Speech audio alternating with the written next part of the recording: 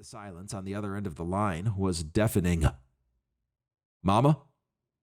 I poked the screen to make sure the call hadn't dropped. "Brooks," she said, "I wasn't kidding before. We need you to come to the thicket, to come home." Paul began nodding fervently and mouthing, "Go, go, go." I ignored him.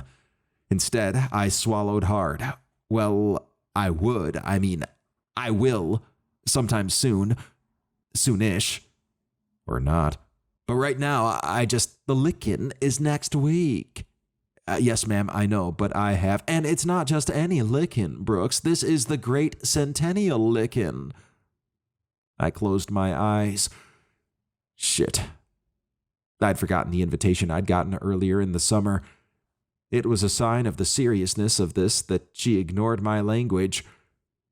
You know your dad is head licker on the licking committee and has been since Pop-Pop stepped down 30 years ago. A Johnson's been head licker for as long as there's been a Johnson in the thicket. Head licker, Paul whispered. He wasn't bothering to hide his glee anymore. He was crying with laughter. Bastard.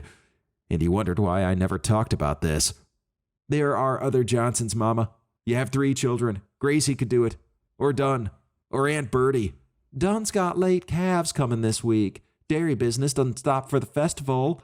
And Gracie's always going to be my darling girl, but she's a Maubrey now. No, Brooks. If my Red Johnson can't be standing tall and proud in front of the thicket, it's got to be you, son. I wondered if she heard herself say these things and understood how horrible they sounded. If you can't come, she sighed, he'll overtax himself and his stents will fall out. I was fairly certain that wasn't how stents worked either. Mama, I am absolutely swamped. I have a presentation for a potential client to put together by next week. It could be the make or break presentation of my career. It's important. And more important than your family? My mother's voice went quiet. Deadly quiet. You've been gone 10 whole years, Brooks Johnson. You know how I know? It was my turn to sigh. Of course I knew how she knew. She was my mother, and she loved me. But she wouldn't be my mother if she didn't draw it out as dramatically as possible. You left town right after the 90th Great Lickin', the night you broke poor Ava's heart. She choked off a sob that I knew was half exaggerated, but also half real. The night you broke the whole town's heart. Christ alive. I stared at the ceiling and shook my head. Mama, how many times do I have to explain? It's not that I didn't care for Ava, or you, or Licking Thicket. It's just that I know. You had other plans. First it was college, then graduate school, then internships. Now it's work. And being gay. I could practically hear the air quotes and the eye roll. It's always something with you, Brooks. Paul had one hand over his mouth now, his eyes comically wide behind his glasses. I'm being very serious, I informed her, about the presentation. And about being gay. Oh, really? So who's your client, Brooks? I stopped cold. Fuck. I couldn't tell her I was consorting with the enemy. Lie, idiot, lie.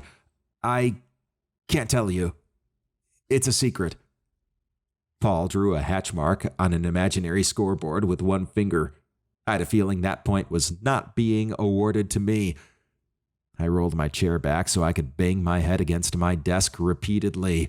So your client is the CIA. My mother's drawl made each of those initials 10 syllables long. No, obviously not. Mama, they don't advertise. And can we expect to meet your boyfriend when you come home? She continued. Paul sketched a second hatch mark. He was dead to me. He really was. Look, it's not that I don't, it's just that no matter which way I approached this, I could not figure out a way to explain to my mother that having lots of really enjoyable, really casual sex with guys was a viable life choice. Not every gay man has a boyfriend, I insisted.